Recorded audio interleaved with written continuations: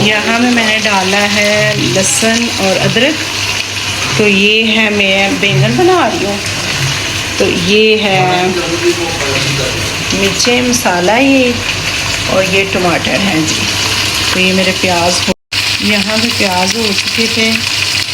इसमें मैं ऐड करूँगी टमाटर।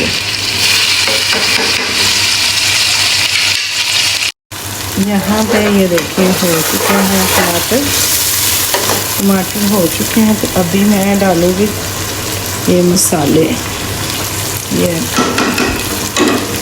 इसके साथ मैं डालूँगी थोड़ा सा पानी।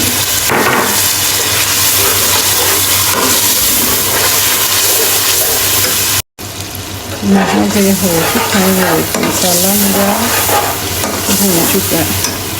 तो इसमें मैं ऐड करूँगी ये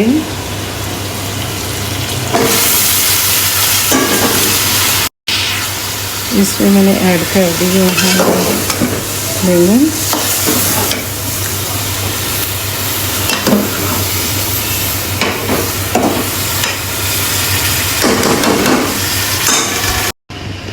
यहाँ पे मैं बना रही थी रोटी, ये देखें।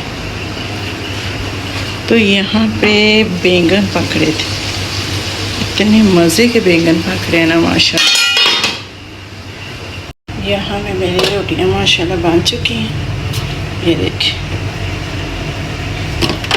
रोटी बन चुकी है। अभी मैं देखूँगी सालन भी माशाल्लाह हो चुका है।